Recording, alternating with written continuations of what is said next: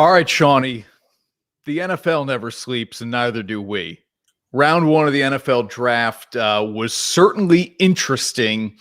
I know you thought, hey, we're going to get a lot of quarterbacks in the first handful of picks. We knew there would be 5 that would probably go in the top 10. It didn't work out that way, but there was some interesting movement that seemed to cut into the New York Giants' plans, which we'll get into here, buddy. How are you?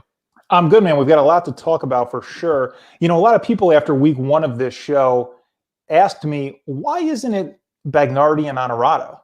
Nobody asked you that.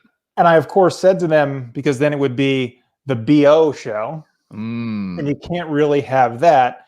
No. But as my dad pointed out, that's not to say it's not going to stink. That's where you get your awful humor from? Okay. Yeah. Look, we'd rather be OB out of bounds than BO body, right?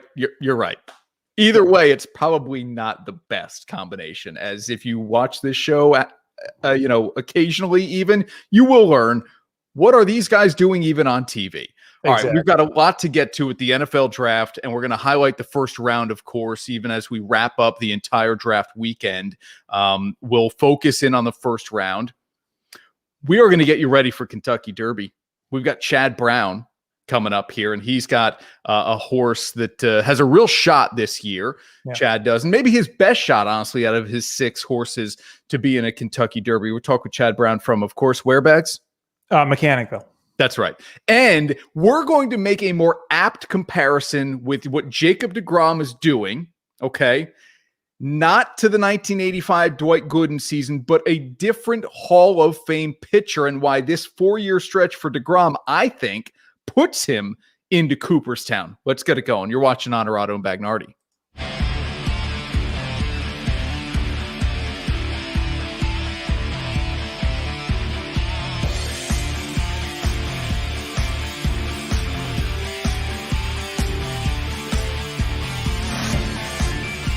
This is Honorado and Bagnardi, brought to you by Outfit House. All right, Bags. The biggest move of the first round in the NFL draft was what? We're in the newsroom on Thursday night, and we all reacted when what happened? Well, we reacted a couple of times. I mean, the initial, where we knew the draft was really going to get going was at number 3. And that's when the Niners took Trey Lance. Okay, but for me, after that, it was, of course, the Eagles jumping the Giants, trading with Dallas, and taking the guy who everybody had the Giants taking, Devonta Smith. 3 NFC East teams involved here, right? I mean, we all were kind of like, hey, Smith keeps falling. And that didn't surprise me. I had Devonta Smith in my mock draft going to the New York Giants. So I thought this is playing out exactly the way we kind of thought it would. But then the Eagles jump in, and we had heard this week that Jalen Hurts loves Devonta Smith. So what does Howie Roseman, the GM of the Eagles, do? He jumps the Giants, knowing they were probably going to add a weapon for Daniel Jones, and boom, Devonta Smith is off the board at 10. You're right. Trey Lance going to San Francisco at 3 was a mild surprise, although we saw that in some mock drafts on Thursday before round 1. To me, Bags, it was the aggressive move of the Eagles to go get a receiving weapon, somebody they really have not had. Like Nelson Aguilar had the speed and the athleticism they desired, but he couldn't catch a cold in Philadelphia. Now you've got the Heisman Trophy winner, who I know you're high on. I'm very high on. I didn't think that he should really be the 3rd wide receiver taken in this draft. So I was eyeing him for the Giants. I had him there in my mock draft as well as you. And I'm thinking, look, it's sort of shaping up. I mean, yeah, those first 2 are off the board, but all the talk about trading up was to go get a quarterback, If anybody's going to move up, they're going to go get one of those quarterbacks. And we did see that because the Bears did move up, right? But this was unexpected. I don't think anybody saw Philadelphia moving up or any team moving up to take a wide receiver. And it just has this feeling of this NFC East sort of, we're going to spin on the Giants. Now it's another NFC East team, Dallas, who helped pull it off. But and then it basically put the Giants in a position where they felt like, hey, let's move back. All right, here are your first 8 picks. Why? Because that's all we can fit on this board, Sean. So we did 8 of them, okay? 8, good, yeah. No surprise, 1 or 2. We all knew Lawrence would go 1. We all knew Wilson would go 2.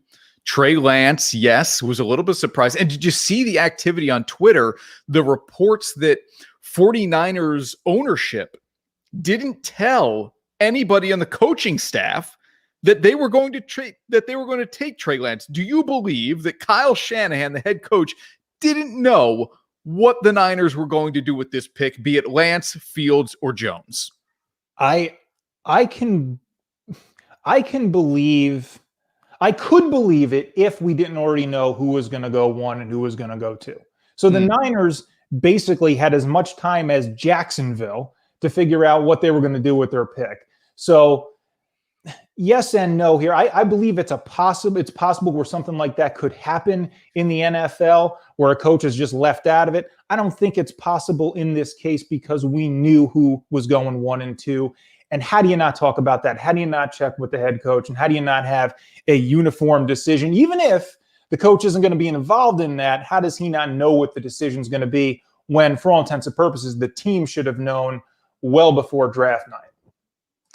We'll do some reacting here to live time. Who did I have the Bills taking? I honestly had the Bills taking Travis Etienne, the running back from Clemson, and I think that was probably the focus for Buffalo on draft night in round 1 anyway, was to get somebody like Travis Etienne. It didn't end up working out. They got a pass rusher instead going to Buffalo. How about this? And Ashley's comment here just makes me think of one other thing. I'll read her comment first and then Eagles played the game. Bummed as a Giants fan, but have to respect the move by Philly. Remember, it was the Eagles who screwed the Giants on that Sunday night game, right? Where Doug Peterson was like, hey, I got to get a look at Nate Sudfeld. Let's find out what Nate Sudfeld is about. And that really messed with the Giants' ability to maybe sneak in the back door of the postseason. So the Eagles not only do it in what would have been January, they now do it in April. Yeah. Where do you fall on this? I mean, do you like it? This is part of the competitive business that you're in. Your division rivals, go for it. If we can get somebody who we want in the draft and kind of take it to a division opponent in the process, do that. Do you think this is more, though, about just them going to get their guy in Devonta Smith, a guy who you said they had talked about and there was some interest in? Yeah, no, this is about Philadelphia addressing the need for an explosive receiving weapon. And of course, that is Devonta Smith. You see on your screen there at number 10. We got more activity, Bags. And look, we're going to go back to what the Jets did, I promise. But we got more activity at 11 here with the Bears moving up, the Giants moving back to 20, where Chicago picked.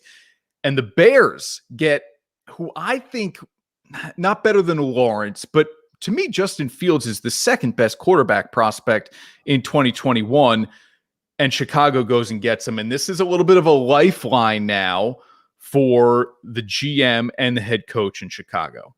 Yep.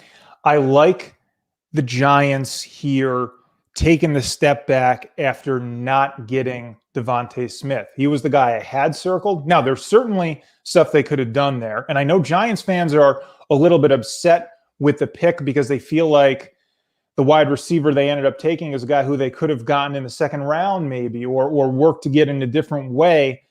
But I do like what they get in a first-round pick from the Bears next year because, look, and we're going to talk about Aaron Rodgers during this show. If he's a guy who stays in Green Bay, I mean, the Bears at the very least have got some difficult divisional games, and who knows where that team could finish. So I like them getting a first-round pick out of this to really only move down a few spots after not getting your guy. It just feels like it hurts on draft day because you didn't get your guy. But in the long term, this might actually not be a bad thing for the Giants. Yeah, no, I agree. A first-round pick next year from Chicago. I think Dave Gettleman actually did pretty well here. And you saw he's still got a receiver at 20 anyway, the kid from Florida, Kadarius Toney. So they are still giving Daniel Jones, right, all of the necessary weapons to be successful this coming season. And it will be one of those years, we've talked about it a bunch here. It'll be one of those years where you say, no more excuses, right? Now, offensive line may become an excuse, but in terms of the Ingram and Rudolph and Galladay and now Tony and Shepard is still there and Slayton, there are enough options here for Daniel Jones to be successful in the pass game. Let's say he takes more advantage of that. The turnovers come down a bit for him. Is this a playoff team for you next year, the Giants?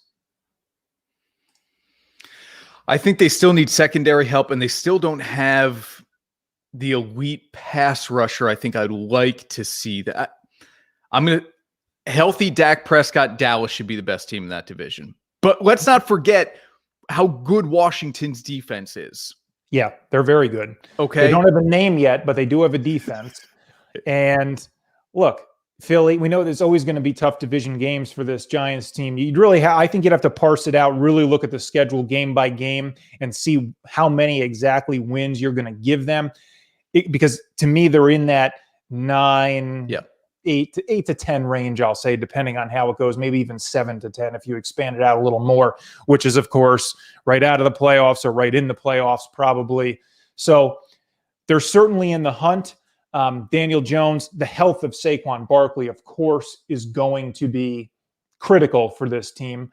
I think he's one of the most explosive players in the NFL. And, of course, if he's healthy and going right, and you get Daniel Jones some weapons and he cuts back on the turnovers a little bit, hey, I think they've got a legit shot to make the postseason and then look ahead to next year with the pick they got out of this. Now you're starting to really build something up down the road. They're not a Super Bowl team anyway next year, but maybe 2-3 years now as you're starting to build it, which is kind of the point. I mean, that's what you're supposed to do. You're not going to win the Super Bowl on draft night. So I believe the Giants are headed in the right direction here. But you are running out of time with Barkley. You are running out of time with Saquon Barkley on that rookie contract. No surprise with the second overall pick and your Jets bags taking Zach Wilson. Although every single time I see him on camera, I cannot get over how much he looks like he's 15 years old. It is unreal how young this guy looks from BYU. He's got an adult arm, but man, does he have a baby face. He does. He looked today like he was shaking the hand of his middle school principal, Roger Goodell, at his graduation. And they're going to high school next year, and he's going to have a big play trying to make the varsity team, and he's very excited. That's what it looked like today. Yeah, I hope he plays a lot older than he looks, because the Jets need this to work. They need it to work because it just didn't work with Sam Darnold. I don't think they gave Darnold enough weapons. We'll see what they do around this kid if they build around him the right way. But either way you shake it out, this is a pick you've got to land if you are the Jets, because it's the number 2 overall pick.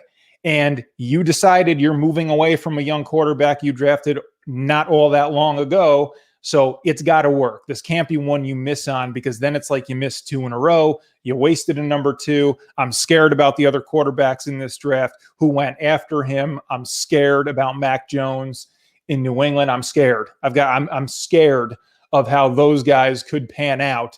I mean, Justin Fields, we talked about, guys who went lower than Wilson, and we'll see. Trey Lance, another guy right there at 3, right? Those are the ones you're going to look at 4 or 5 years from now and go, that was that draft class. I can't believe that's the guy we ended up with. So it's a really important pick. I'll say a risky pick in that if it doesn't pan out, the backlash will be severe.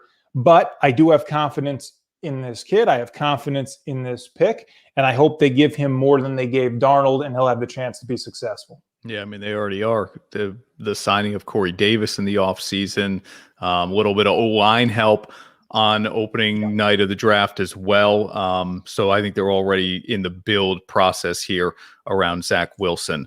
All right, Shawnee, we are coming up on the Kentucky Derby. And who better to talk to ahead of the Kentucky Derby than our guy? What's his name? Mechanicville trainer, Chad Brown. That is his official first name, with how many times we've said it on News Channel 13. Mechanicville trainer Chad, last name Brown. Exactly. And he's got a horse in the 20-horse field at Churchill Downs. We're going to talk with Chad Brown next, right here on Honorado and Bagnardi. Every day, like we have been since 1957, helping you make the right choice with trusted brands like Whirlpool, Maytag, KitchenAid, Genair, and many more. Shop Marcella's Appliance Center in-store, online, or by phone. We're here for you. Depressed, overworked, job sucks, underappreciated. When life sucks, just say Dillagaff. Our clothing line puts the FU back into fun. Nothing will give you greater satisfaction. Dillagaff isn't just an attitude, it's a lifestyle. Some people ride the crazy train, we drive that mother. Check out our selection at DillagaffUSA.com.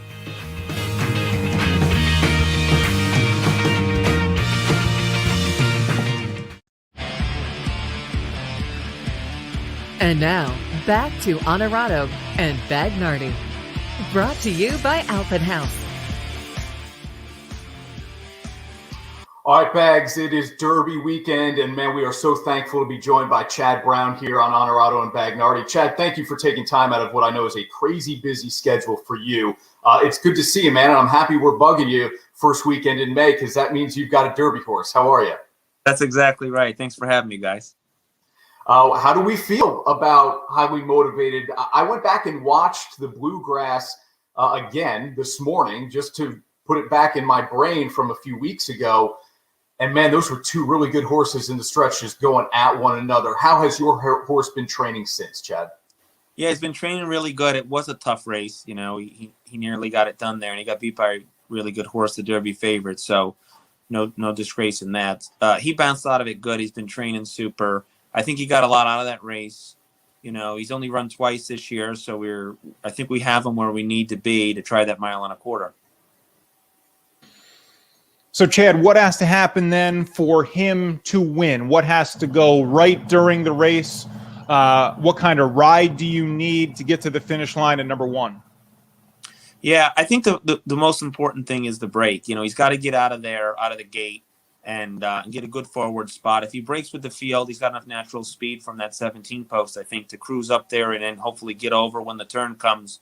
Don't want to get hung too wide going 1.25 miles here in this race. And then from there, if he secures a spot, then it's just really up to him to see if he's good enough and have a clean trip the rest of the way. But, you know, I feel like we'll know what kind of chance we have after they come off that first turn and what kind of position he gets. Chad, you've obviously done so much in your career. Can you even put into words what it would mean to add a Derby win to your resume? Yeah, it really be just the pinnacle of my profession personally. It's what every trainer would shoot for when they go out on their own and open up their business. And so it's you can really relate it to any other sports, you know, winning the Super Bowl or the World Series or the Stanley Cup. I mean, that's what the Kentucky Derby is. So, you know, it's so hard to get here. You get one shot at it with this crop of horses, you know, only 3-year-olds. And it really, it's just so hard to get here. So you don't want to miss the opportunity when you finally have a horse that you feel fits and is good enough, because you go through a lot of horses that just can't get here.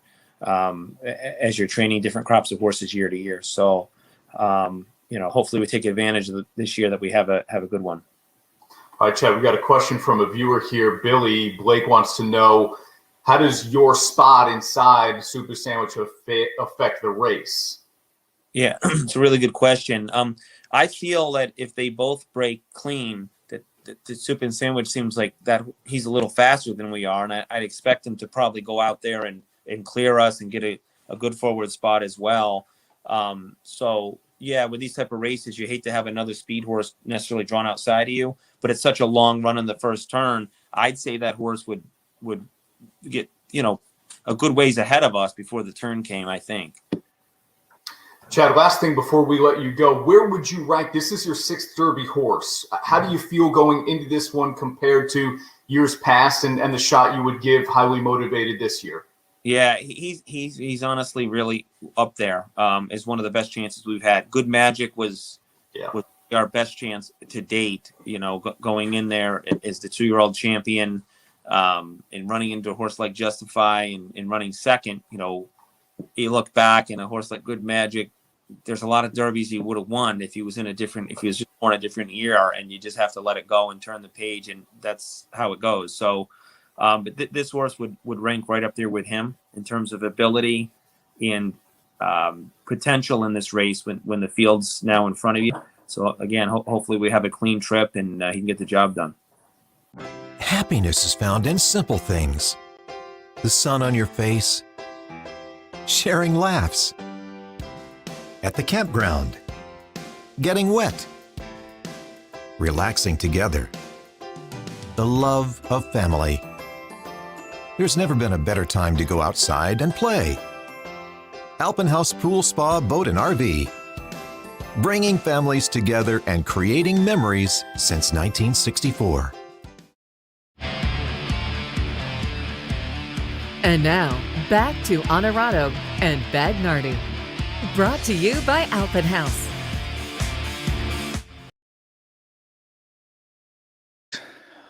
All right, Bags. There it was from Chad Brown. He's got a 10-1 shot in the Kentucky Derby. We love Chad, so we like his chances here on Honorado and Bagnardi. We'll be rooting for him, and we might even have a little bit of money on that horse to win. Highly motivated. I am highly motivated to root for Chad's horse each and every time it hits the starting gate. Okay, I like that. I think I will not bet money on this race because I'm very bad at betting on sports and very bad at betting on horse racing in particular. So I'll leave it at that. But as far as who we're rooting for, you're right, no doubt. It's Mechanicville trainer Chad Brown. Right. Thank you for correcting me. Yep. Okay. It doesn't seem to matter how much you might root for the Mets to score runs every time Jacob deGrom takes the mound. They can't seem to support him no matter what. And actually, some of the statistics don't bear it out that he just simply doesn't get run support.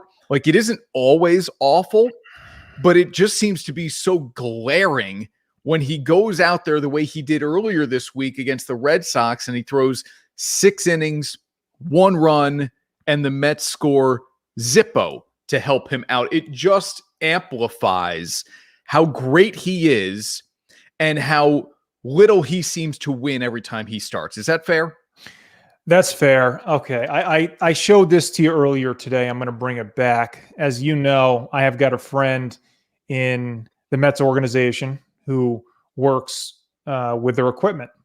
Yeah. And he sent this to us as an Honorado and Bagnardi special. Ooh, I actually have the bat here that the Mets have been using this season. This is the bat they've been sharing all season long. This is Michael Conforto's favorite bat. He uses this every single time he goes to the plate. And they particularly enjoy this when Jacob deGrom pitches. Look, yes, it's extremely frustrating as a Mets fan because you've got this guy who is an all-time talent, right? It gets no better than Jacob deGrom right now. And as a Mets fan, you just sit here and shrug and think, well, we're wasting it.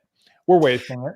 And he is an absolute all-time talent. And we're going to show you some of the numbers to back that up for people who are like, yeah, he's great, but no, there is no but. And this is the comparison that everybody is making these days. And it is deGrom and Dwight Gooden and his Cy Young season in 1985. You see deGrom's numbers through 5 starts and what Dwight did over the course of the entire 85 year when he won that Cy Young. deGrom's ERA is better. I get it. It's only 5 starts, but the ERA at half a run is ridiculous. Look at the strikeouts. That is as good as Nolan Ryan did, which was the all-time record for most strikeouts through 5 starts. deGrom is right there. Look at the whip. And then if you really want to just go next level with this, people who remember Dwight Gooden know how good he was as a hitter. Look at what deGrom has done through 5 starts, a 462 average, which, oh, by the way, he took an 0 for 2 on, Wednesday night. And so now he dipped below 500. He's sitting at 462. Yeah, he's also the best hitter on the team, which is very disturbing as a fan. No, look, you look at Dwight Gooden, you're right, man. This is the signature year for Doc. 24-4 is just incredible. I mean, all these stats are incredible, right? Look at the ERA. Of course, the ERA and the wins really jump out at you. We know Jake's never going to get there in the win total. A lot of pitchers nowadays don't even have a chance to get to that kind of win total. You basically have to win every start.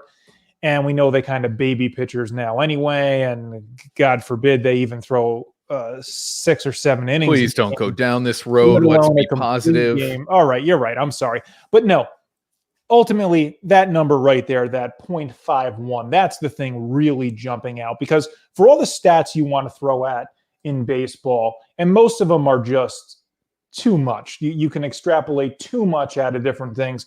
Batting average for offense and ERA for pitching, those are the two you look at and you say, this can really tell you how good a guy is at what he does. And yes, that's a small sample size. It's a decent sample size for an ERA that low. Don't get me wrong. It's a small sample size in terms of looking at over the whole course of a season. But the fact that you'd have to triple that to get to where Doc Gooden was in his best year, his signature season, is extremely impressive. And we know Jake will regress to the mean a little bit, and that number is going to wind up being higher, of course. But where he could finish, it's shocking to think of it.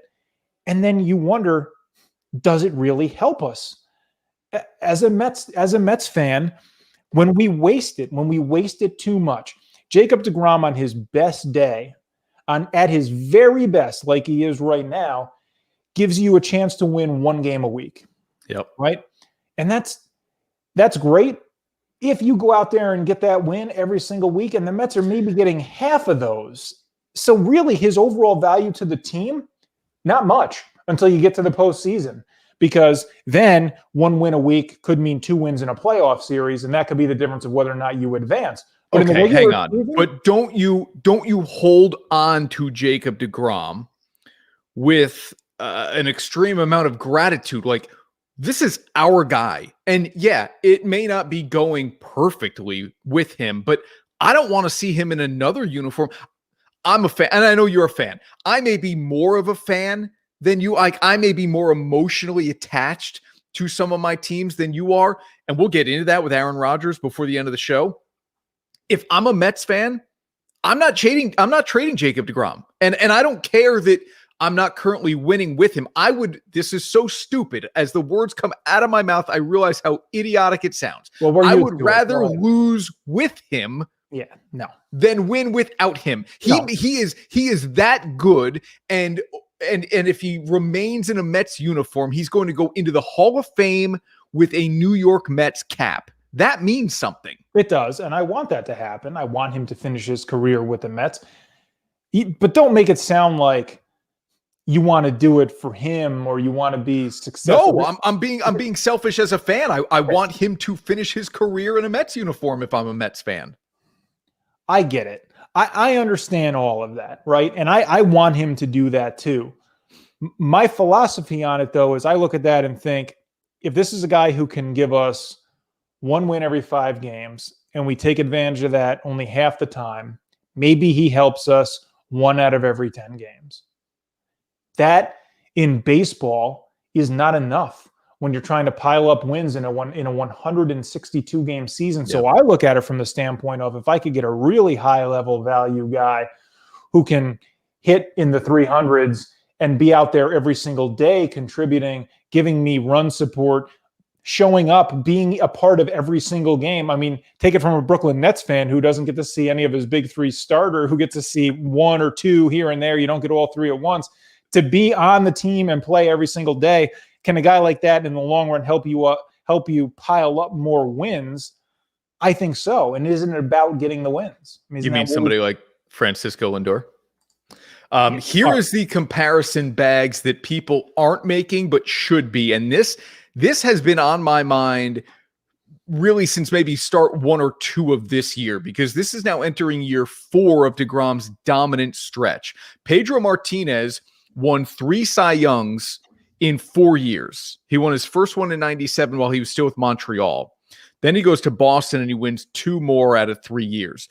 That stretch, now Pedro has 210 wins, I think is the number career for him. So it's not a big number by any means, but he was so dominant at his height. That's why he is in the Hall of Fame. And that's why Jacob deGrom will go into the Hall of Fame too. Jacob deGrom, Bags, I don't even think he gets to 150 career wins. He's sitting in the mid-70s right now. You're telling me he's going to double that number or more? I don't buy it. Not with the Mets. But because he's going to win a third Cy Young in 4 years, that will be good enough to put him in the Hall of Fame. And so I wanted to do a side-by-side here with Pedro's height and what deGrom is currently doing, and the numbers. Forget the wins and losses, because we've well established currently in Major League Baseball that is not a pitcher stat. Mm-hmm. It's also not a quarterback stat in football. deGrom's numbers, other than the wins losses, are better than what Pedro did when he was at his absolute best. Man, this is a Hall of Fame career for Jacob deGrom. I don't care how many wins are totaled up at the end of his career. Okay. Remind me to get back to something you just said there about football, because I like that. It brings up a question I have for you. But on the Pedro thing, it's a good comparison. Another guy going back a lot farther than that is Sandy Koufax, who you look at had a shorter stretch of just complete dominance that was good enough to make him a Hall of Fame pitcher, and a guy who frankly is remembered as one of the greatest pitchers of all time. And that's ultimately what it's about for a Hall of Famer. Do you remember them as being completely dominant in their era? And of course, Pedro is one of those guys, and Jacob deGrom is definitely going to be one of those guys. He already is a guy you start to think of that way. For sure, the Cy Youngs will do it. The ERA total over this stretch of several seasons now, that's going to be enough to get him in the Hall of Fame, and it should be, because like I said, he's going to be a guy we look on and remember as being a dominant pitcher of his era. He is one of the best, probably all time, to take a mound. So should he be in the Hall of Fame? Of course. Oh, of course. Okay. You want to go back to, you were going to make some brilliant point about so wins and losses not being a quarterback stat? Yeah. So I was going to ask you, in any given game, right? You got one game to win in baseball, one game to win in football. Do you think it's more important to have your guy pitching or your guy at quarterback? What position to you in their respective sports stands up more as being more important to getting a win? Man, you know what I've always said. What have I always said? I've always said quarterback is the most important position in sports. In any sport. In any sport. It trumps any position ever. You've pushed back and you've said maybe a goalie in hockey gets hot and you go through a run in the Stanley Cup playoffs. If I have to win one game, to me, there are too many variables in football. I think I would take a pitcher. I think I would take a pitcher who was just absolutely lights out, because I'll find a way to get 1 or 2 runs.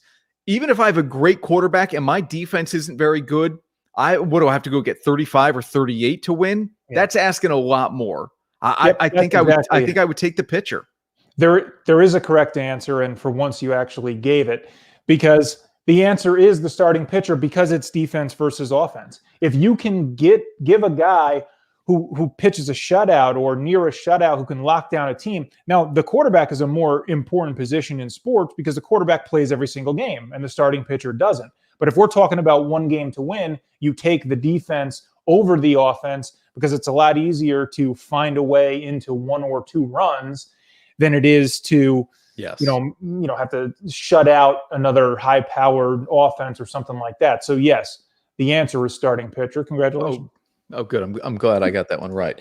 By the way, the quarterback still does remain the most important position in all of sports, though. And you did just bring that up because they play every single game. Starting pitcher does not pitch every single game. Ash is going back here a little bit. You'd rather lose without him. Yes, I said that. Those words came out of my mouth. There's nothing more important than winning. She says there's no player I feel like. Agreed. No player. No player. Okay. Then you haven't had the emotional attachment and appreciation for a player that I have had. You're right, because I'm emotionally attached to my team. The Mets are more important to me than Jacob deGrom is. Now, again, I'm not saying Jacob deGrom is bad for the Mets. I'm just trying to make a point about it. To me, it's more about the team. And of course, I want Jacob deGrom on the Mets, and he always gives you the best chance to win, because I don't care what knuckleheads you're sending up there with this stupid bat in their hands. Go find a way to get a run for the guy, for God's sake. You want that. You want a guy who's going to go throw a shutout. Okay, you want a guy who's going to be dominant on the mound. So I don't want to ever lose Jacob deGrom. But for me, it's always team first, then players. All right, I am biting my tongue for another 10 minutes or so until I can dive into all of this Aaron Rodgers drama. Okay, which is at the core of my argument here, is preferring to lose with somebody than win without them, as dumb as that sounds. Okay. God. Last week, Bags, I tried to convince you that Julius Randle should be talked about for MVP, and you dismissed that pretty quickly. And actually, I kind of came around to agreeing. Yeah, you're right. I'm making a baseless argument. But can I convince you that two pitchers should be the front runners for MVP right now in the National League and American League? You can't look. You'd have to be so dominant as a starting pitcher, and Jacob deGrom has been. Mm-hmm. But look, how can a guy who plays 1 out of every 5 games be your most valuable player? Ask the Mets. Unless he's helping you win a lot of games. Now, Ohtani is a good one, because he's a guy who actually bats as well. He does things more than just take the mound as a starting pitcher. I know Jacob deGrom hits as well. We talked about that, but Ohtani's a different animal here. So you can make the case, but you'd have to be so incredibly, overwhelmingly dominant that I almost think I just can't do it. I can't get behind it. Clayton Kershaw won an MVP. He did. I think Justin Verlander won an MVP as well. How many wins did they rack up in those seasons? A lot. 20 plus. Correct. So Jake's not getting there, and it's not his fault. But you're talking about value to a team. Where does the value come from? What do you look at in determining that value? The Mets make the playoffs. Let's say the Mets make the playoffs. If the Mets make the playoffs, Jacob deGrom will have less to do with it than probably several other players on the Mets team, let alone the rest of the impact a player could have in the rest of the National League. So, no, I can't get behind it. They're not the most valuable if you only play once out of every 4 games, 5 games. Could you imagine if LeBron James only played once every 3 games in basketball, or once every? What do you mean? What do you mean? Can I imagine? I saw Kawhi Leonard do it. I see your boys in Brooklyn doing it. Can I imagine it? Of course, I can imagine it. But they're not going to win MVP. Those guys are not in the discussion to win MVP. Okay, fair enough. Ian Anderson has turned the tables a little bit here. And people said to me early on, spring training, before the season even started, he's going to struggle. Year 2, he's going to struggle. Guys are going to have him figured out. This may not be so pretty for Ian Anderson this year. And I thought, you're not entirely wrong. There will be a correction made by batters against Ian Anderson. But I also had the faith that, 1, his stuff is good enough to counter that. And 2, he's mentally tough enough, man. He and we say it all the time. He and Herter are like robots, right? I mean, they are just deadpan, and that's healthy for a professional athlete in a lot of ways. And I thought, even when the league figures him out, he will have a counter punch to whatever the league is currently doing to, and he has proven that is exactly the case. And Bags will show you what exactly Anderson has done to make him more effective now in his last 2 starts in Major League Baseball. That's next, right here on Honorado and Bagnardi. Happiness is found in simple things. The sun on your face, sharing laughs, at the campground, getting wet, relaxing together, the love of family. There's never been a better time to go outside and play. Alpenhaus Pool Spa Boat and RV, bringing families together and creating memories since 1964.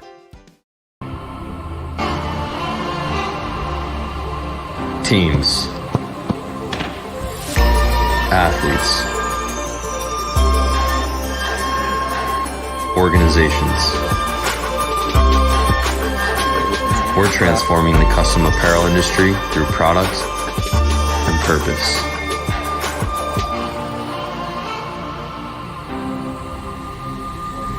Claim your crown.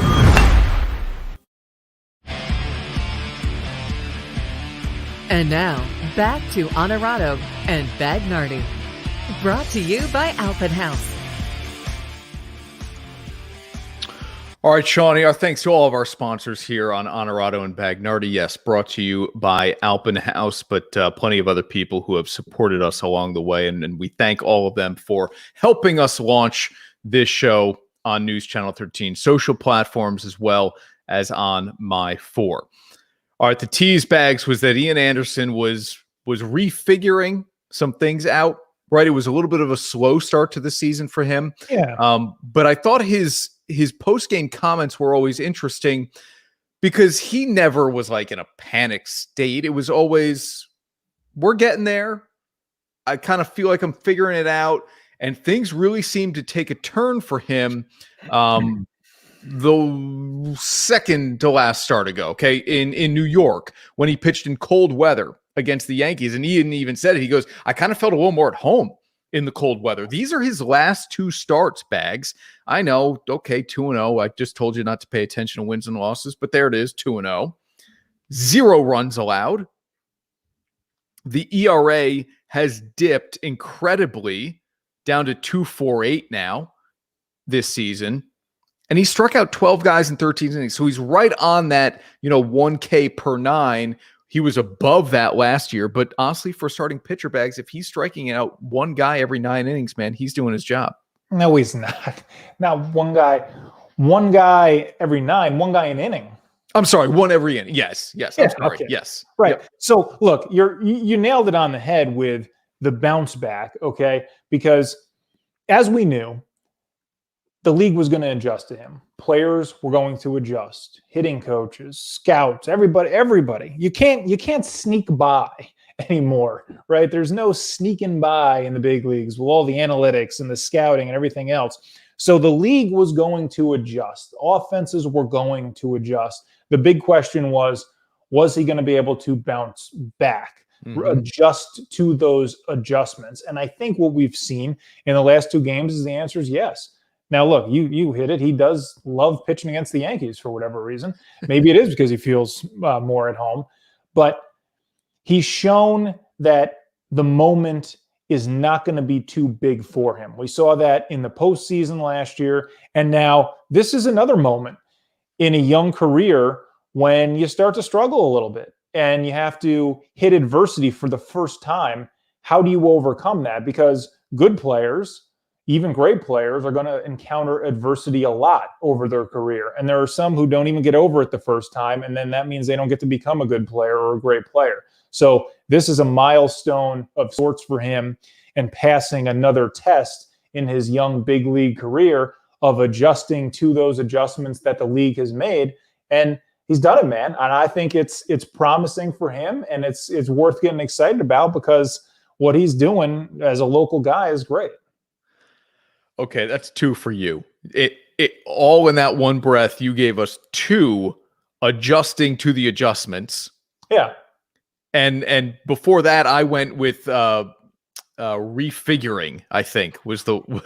So we're inventing terms, inventing words. That's what we do. Yep. All right. Now, do you want to invent a stat? Let's invent a stat. Oh, here is something that feels like an invented stat, and I'm a Braves fan, and I love Ian Anderson. This is from the Braves Twitter account earlier in the week. Anderson, his last time out, allowed 1 hit in 7 scoreless innings. That pushed him into the position, Bags, of becoming the first pitcher in baseball's live ball era to have 3 starts of at least 6 innings and no more than 1 hit allowed among his 11 first games. So I don't know what's picked through this here. What's the most important thing? The most important thing is 1 hit in 6 or more innings. And then he did it a few times in his first 11. So that's significant. I'm confused. You'd have to read this about 7 times before I think you really fully grasped it. Mhm. We don't have stats for the dead ball era. I mean, Nobody come wants on. the dead ball era, Bags. The dead ball era, the pitchers were more successful, hence dead ball era. Did we account for weekend starts versus weekday, or day games versus night games, or Yeah. in what alignment the moon might be in when this stat was being worked on by him? There's a lot there. Okay. I'll give you that. There's a lot Well, there. But here are his numbers in his first 11 starts, if this is more pleasing to the eye and ear for you. yeah, a little bit. A little bit.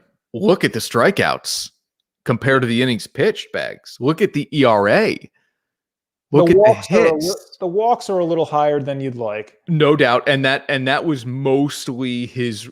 He is still a rookie. That was mostly his first season. He has gotten better in that department. Right. So yes, 5-2. The ERA is great. I don't totally dismiss wins and losses, by the way, because of Jacob deGrom. You know, if a pitcher goes out there and gives you a good start, there's a more than likely chance your team is going to win the game. So this is a sign. Wins and losses are certainly a sign of what kind of starts this guy is going out and having every single game. So yes, I do put stock in that. 5-2 is great. The ERA looks good. And it's important for him to keep going in this direction so that he really establishes himself as not just a guy who is important in a rotation, but a guy who becomes a key guy, like a 1 or 2 guy in a rotation as you move forward, a guy who they had to trust last year in the playoffs. Now, as opposed to being the guy who you want to trust and go to in the playoffs, you're choosing him as opposed to just being stuck with him, so to speak. And I think he's heading in that direction where he's showing he can be that guy. Hey, speaking of a guy, who's this guy? Can you name this AL East pitcher? He's 32 years old. He's been really good his last 2 starts. That is actually the cutout of his headshot there. Can you guess this AL East pitcher? So the only way you could guess this AL East pitcher without actually just knowing this and having paid close attention to this is from the cutout, because the stats are totally not this guy. Only the cutout is this guy. And this guy is, of course, Matt Harvey. Yeah. Former New York Met, Matt Harvey. We are almost to the point in Baltimore where we're going to start having Harvey days. Oh, would you stop? It's going to be the Dark Knight is taking the mound for the Baltimore Orioles. Wow. Matthew Harvey. Are you kidding me, man? Matt Harvey's winning games right now in Major League Baseball, and Jacob deGrom isn't. I know. I can't tell you how sick I was of the Harvey day and the Dark Knight and all that garbage that was manufactured by, I would say, the Mets fan base, but it must have been the marketing department. And it was all garbage. You're right. But you notice we haven't done that for deGrom, haven't done that for Syndergaard. The Mets have had some weird... Thor. You got Thor. Yeah, but it's not like we make it a party of a day when he takes the mound, right? Okay. We're not going to put that kind of pressure on somebody now after he crashed and burned. The thing about Harvey that I remember most is losing. So, no, I'm not going to celebrate Matt Harvey's winning somewhere else. He was the kind of guy who was a bit of a boob. You know what I mean? Yeah. Like, he didn't really. But he was also a big part of him getting to a World Series. That's not my lasting memory of Matt Harvey. It's the fizzle out. It's the fizzle out. So I can't look at this and be happy for him necessarily, but I'll say good for him because it's the right thing to say. But yeah, one last thing on the Mets doing weird stuff. Was there anything weirder than them ripping guys' shirts off with all the walk-offs? That takes the cake, right, for weird stuff. Was that worse than Dark Knight and Harvey days for you? Maybe. I'll tell you what, I miss the walk-offs. I could see some bare-chested Mets these days. I really could. Although I don't remember any Mets pulling out Tuves and saying, don't rip my shirt off. Rip my shirt off.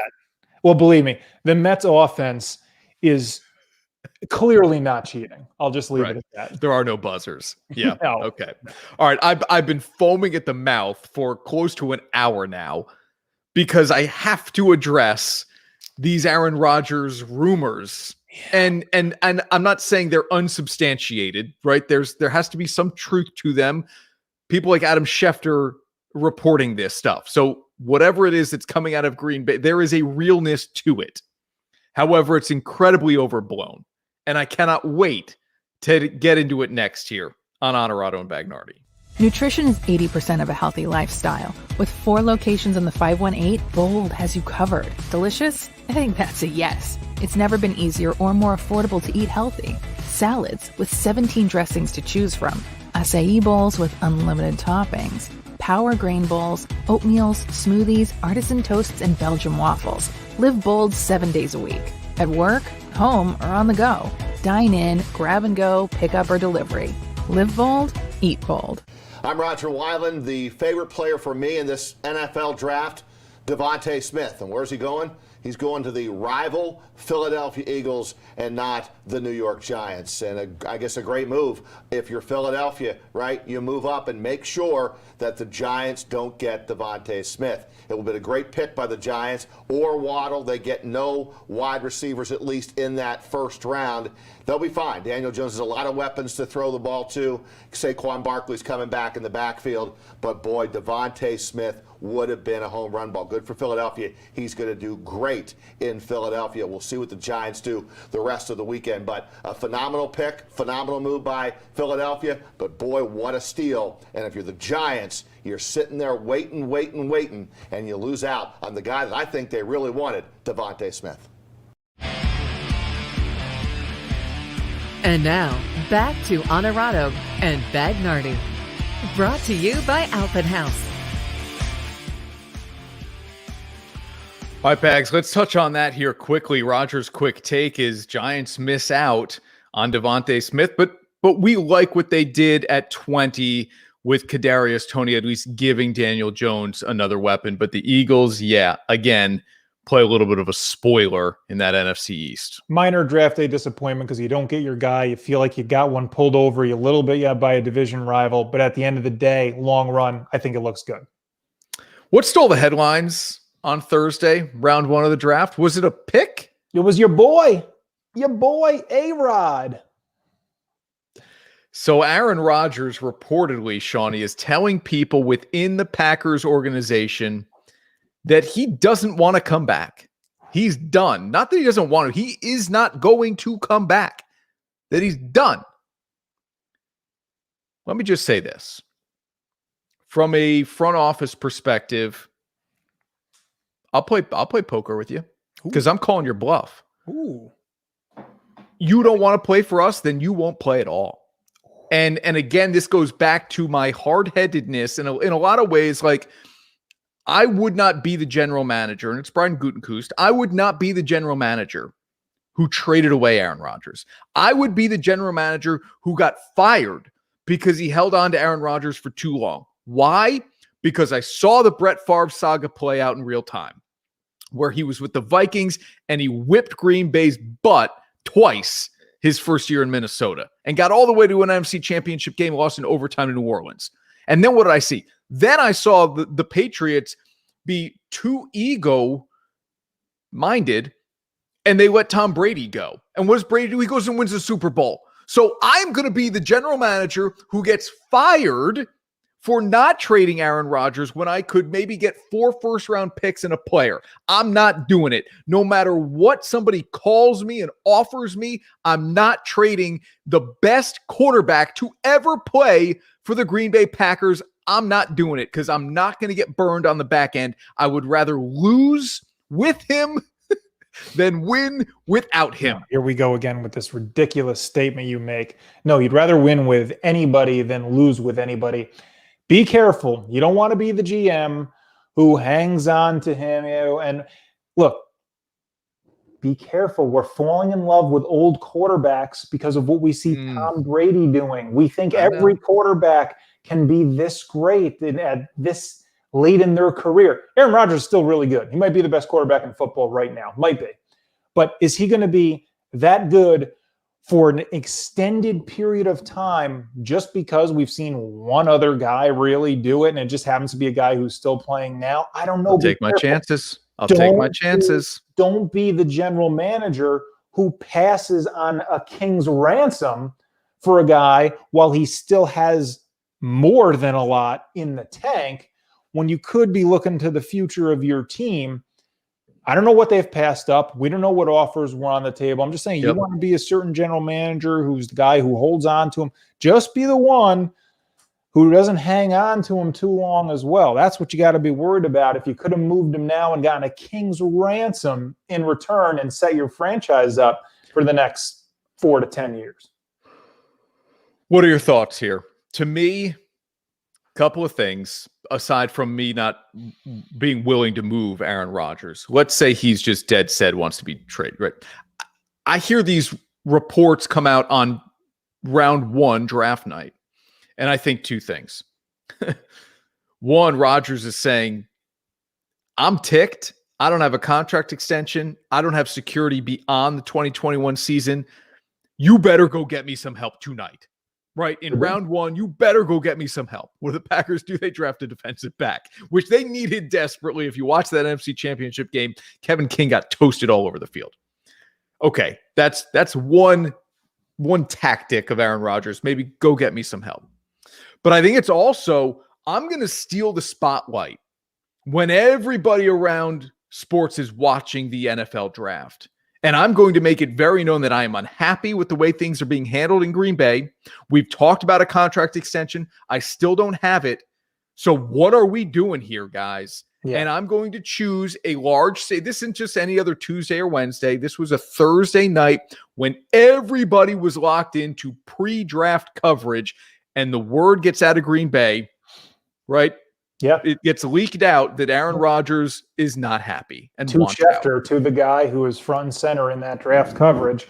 Look, I'm with you. The timing of it makes you think there's definitely some gamesmanship involved here, and that this is more a calculated move by Aaron Rodgers and his camp to send a message to the Green Bay Packers. Whether or not that message is real in what he's saying, that's a different story. You can say that even if it's not true, because it sends a stronger message. But if it is true and he wants out, Green Bay's got to be very careful with how they proceed. End of the day, will the Packers trade Aaron Rodgers this year? No. Will he play this year? Yes. He can't sit out. If they play hardball, both sides play hardball. Let's say it is real. Rodgers is really dug in that he doesn't want to be there, and the Packers are dug in and say, no, you are going to play. At the end of the day, he's got to go play football. It's a worse look for him if he doesn't. And also, then he loses a year at the age he is. Like, you can't do that. Yeah. Well, he could go host Jeopardy, I guess. Question for another show, and I will circle back to why does it always get ugly? Why don't things end amicably between star player and franchise? I mean, too often it just ends, I know, but it isn't always just about the money. Aaron Rodgers is compensated plenty. There's no doubt about that. Ego, image and ego. You're right. You can ask it another day, but I'll still answer it right now. Image and ego, man. It just comes down to that, especially with these big stars.